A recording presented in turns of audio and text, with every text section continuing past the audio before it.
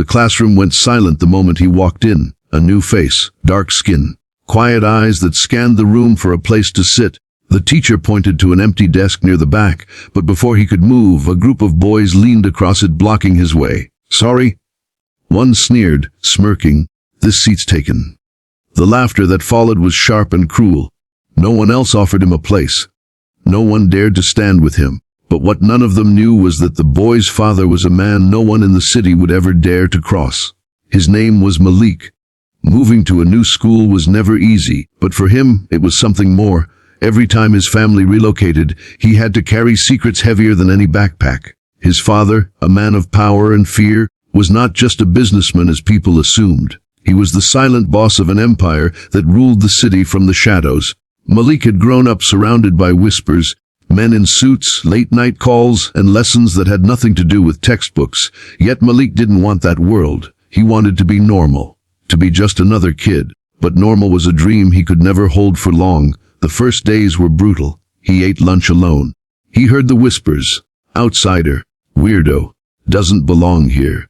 The bullies didn't just keep him from sitting at desks, they spread rumors, mocked his clothes, shoved him in the hallway.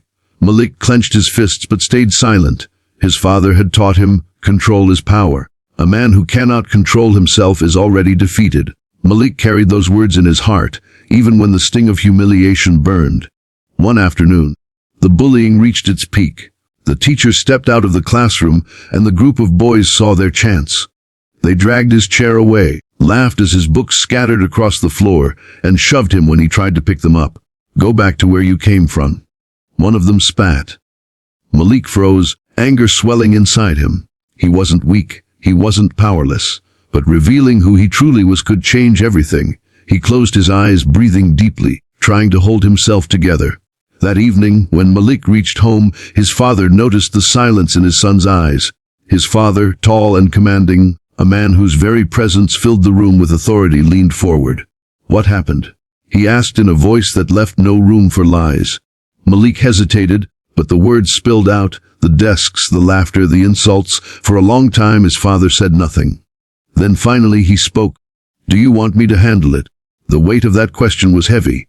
Malik shook his head. "No, I need to handle it myself." His father looked at him with a rare softness. "Then remember, fear is their weapon. Strength is yours. Show them who you are without ever raising your fists." The next day, Malik walked into class differently. His silence was no longer defeat, it was presence. He sat at the same desk they once denied him, ignoring their glares. The bullies laughed, trying to push him away again. But this time, Malik didn't move. He looked straight into their eyes, calm and steady. His gaze carried something none of them could understand, an authority far beyond a teenager's years. One by one, their laughter faded. Something about him felt untouchable. At lunch, the leader of the bullies tried again, shoving Malik's tray to the floor. Malik didn't shout, didn't fight back. He simply stood tall and whispered, "You don't know who I am. You don't know who my family is. But if you keep this up, you'll find out, and you won't like what you discover." His voice wasn't loud, but it was enough. The boy froze, unnerved. Rumors spread quickly after that. It didn't take long for whispers to ripple through the school. Some students claimed Malik's father was dangerous, others said he had power in the city. None knew the full truth, but the effect was the same. The bullying stopped. The same kids who once mocked him now stepped aside when he passed. Malik had not thrown a single punch, yet he had won. Still, victory wasn't sweet. Malik didn't want to be feared. He wanted respect. He wanted to be known for who he was, not who his father was. And so, he worked harder than anyone, answering questions in class, helping others with assignments, standing up when someone else was being pushed down. Slowly, the narrative shifted. He wasn't just the scary kid with a dangerous father. He became Malik, the student who was smart, kind, and unshakably strong. Weeks later, the same boys who had once refused him a desk sat across from him, embarrassed. The leader finally muttered, "We were wrong. You're not what we thought." Malik looked at him for a long moment, then said, "I never needed you to like me. I just needed you to understand. I deserve to be here just as much as anyone else." The words carried more weight than any threat ever could. In time, Malik found friends. He found acceptance, not through fear but through persistence, dignity, and the refusal to break.